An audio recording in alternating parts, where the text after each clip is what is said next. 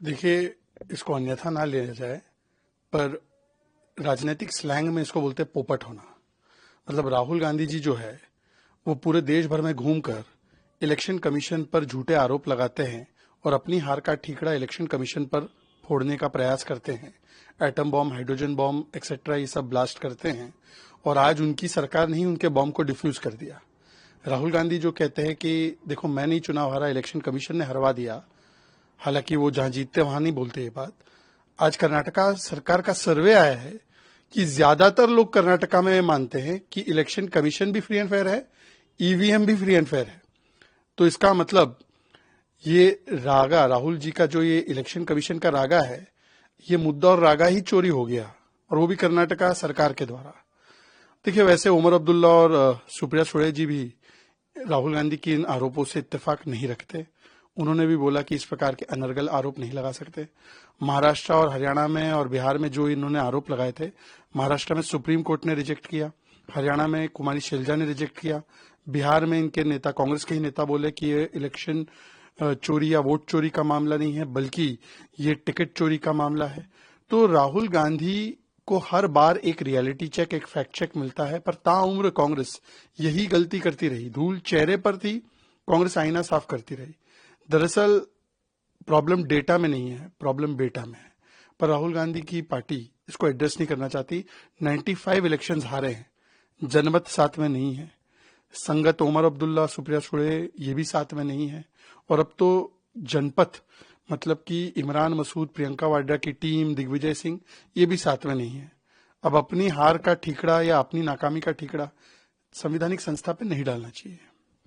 See, this is a reality check, fact check for Rahul Gandhi, who has now become Pinocchio of Indian politics. He is a leader of propaganda, LOP. Rahul Gandhi goes across the country, blames his electoral defeat on election commission, EVM, SIR. Where he wins, he does not blame them. In Kerala, they won the local polls. That time EVM was fine for him. So after doing that, now he has got fact check from his own government. Karnataka government survey shows that the people are trusting EVM and ECI, almost 80% plus, are saying they have full faith in this. So it shows that Rahul Gandhi's lies, his bombs of lies have been diffused by his own state government. By the way, Supreme Court has given many verdicts in favor of EVM. It has also said that you can't blame EVM when you lose. Omar Abdullah ji has said this. Supriya Suळे has said this. So even the allies or the courts are not believing what Rahul Gandhi said. In Maharashtra, they went to Supreme Court. The Supreme Court rejected their claims. In Haryana, Kumari Shelja rejected the claims of vote chori. In Bihar, Tariq Anwar and others said that it is ticket chori. So neither Adalat, neither Sangat, that means Omar Abdullah, Supriya Suळे, neither Janmat, the people of Karnataka or the people of the country, nobody buys the arguments made by Rahul Gandhi. And in fact, even now Imran Masood and people close to Priyanka Vadra, they are also expressing lack of confidence in Rahul. But you see, Rahul is in Delulu and Congress has no Solulu. So they are giving all these explanations that election commission, what did you do? But actually people know that the fault lies not with data but with beta. Under attack, and the fourth Hindu man, he was being attacked by the mobs.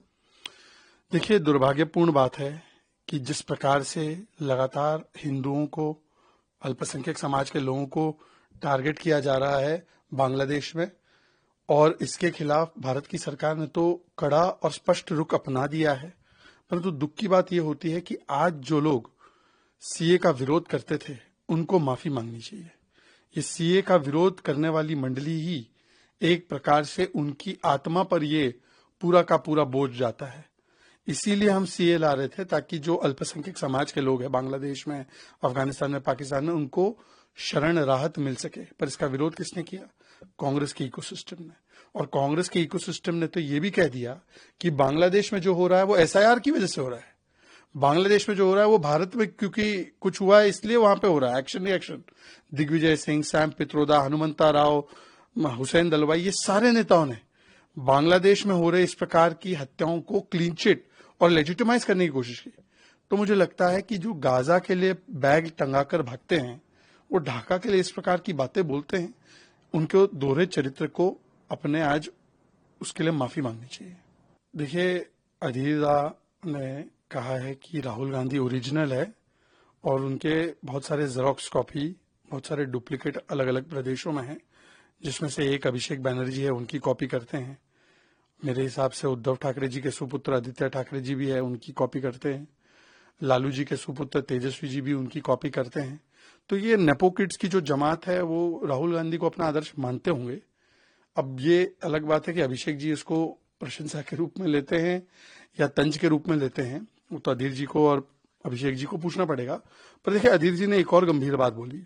उन्होंने कहा कि TMC तो vote डकैती करती है। उन्होंने कहा कि किस प्रकार से इंटिमिडेट, डराना धमकाना होता है, किस प्रकार से फेक वोटर बनाए जाते हैं, किस प्रकार से नामांकन भरने नहीं दिए जाते टीएमसी के द्वारा। जो राहुल गांधी ओरिजिनल, जो पूरे देश में घूम घूम के संविधान बचाओ और इलेक्शन कमीशन, वोट चोरी, इस पे बड़े प्रेजेंटेशन करते हैं, तो मैं तो आतुरता से रुका हुआ हूं कि अब इतना बड़ा डिस्क्लोजर हो गया अधीर रंजन दास की तरफ से, तो कब राहुल गांधी जी इस पे बड़ा प्रेजेंटेशन करेंगे और ममता जी की सरकार को कुछ बुनियादी सवाल संविधान और इलेक्शन कमीशन, वोटिंग के ऊपर पूछेंगे। इसके लिए हम आतुरता से रुके हुए हैं। या ऐसा हो सकता है कि राहुल गांधी को लगता हो कि भाई टीएमसी के साथ हमारा अलायंस है, इंडिया अलायंस में, तो कुछ नहीं बोलना है। तो ये राहुल गांधी जी को भी बताना चाहिए। This is called INDI alliance, no mission, no vision, only confusion and division. Congress and left, they are holding the hands in Delhi and in Bengal. And in Kerala, they are firing bullets against each other. Someday, Pinarayi Vijayan takes on the Congress party for use of bulldozer. Other day, Congress party takes on Pinarayi Vijayan on the Sabrimala temple gold loot. Actually, in this issue of temple loot, in gold loot, Congress and left have a complete alliance and nexus. Both of them together have stolen the gold, and it is not just stealing and thievery, it is actually desecration. We have seen that how the key accused in this case, they have been photographed with Madam Sonia Gandhi ji. So this loot has started and continued under UDF and LDF, and they have taken every step to ensure that the truth does not come out. And therefore it is important that there should be a court-monitored CBI or independent probe by which the real culprits from Congress and from left, they can be held accountable. INC now means not Indian National Congress, but in Karnataka it means I need confusion. If Chief Minister Siddaramaiah, he takes decision of using bulldozer, KC Venugopal intervenes. He has no authority to. He can't even decide who will be in his cabinet. That also has to be cleared by Delhi High Command. And we are seeing that for the last 2.5 years, in Karnataka, people are not the priority, power is the priority. Janta is not the priority, Satta is the priority. So Karnataka is suffering from corruption, law and order failure, women's security failure. We are seeing potholes, traffic, infrastructure crumbling, economy crumbling. But what is priority of Siddaramaiah and Shivkumar? I become the CM? No, I will become the CM. Now Mr. Parmeshwar also wants to become the CM. So someday Mr. Siddaramaiah comes to Delhi, ki I want to change the cabinet. Then Shivkumar ji comes to Delhi that I want to become Chief Minister. Because of this, there is a complete policy and governance paralysis in Karnataka.